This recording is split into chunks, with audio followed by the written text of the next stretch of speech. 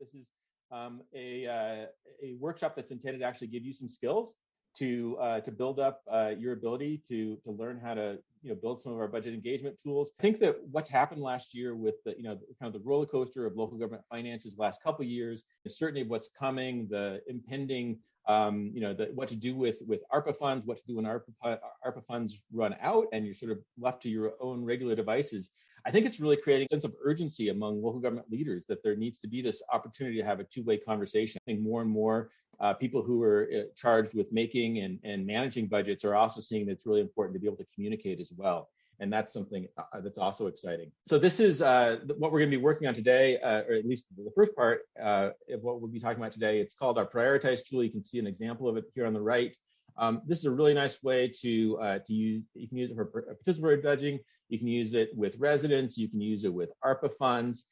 It's very easy to set up. I mean, if you have your content ready, it can be set up in really a couple hours, and it gives you some really nice information.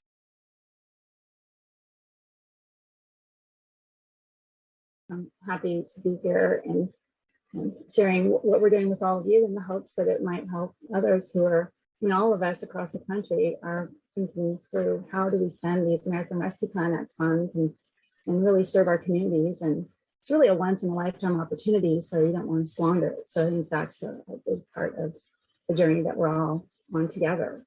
So I'm just going to show you the view just as our residents and other interested parties are seeing the tool. So there's some welcome text, some introductory text that explains what is ARPA, some branding, just a little bit of background for folks on this federal law and how we've already spent as a city some of our ARPA funds, and that we're thinking about how do we spend the rest of it. So it's $1 million total that you have to work with, 16 choices.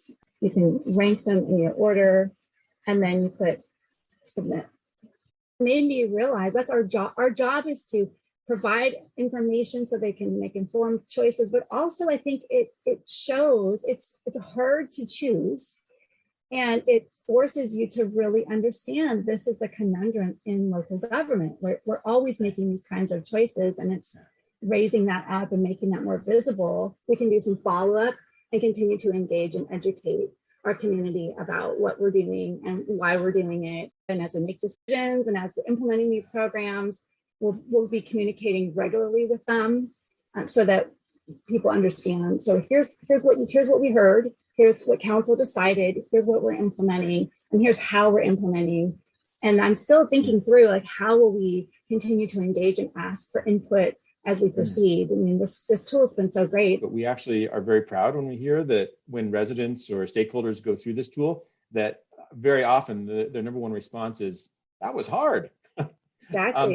Because you guys are making tough trade-off decisions all the time, and to find a way to share those trade-offs within the constraints that you have, whether it's a fixed budget or other constraints that you have, we think that's really valuable.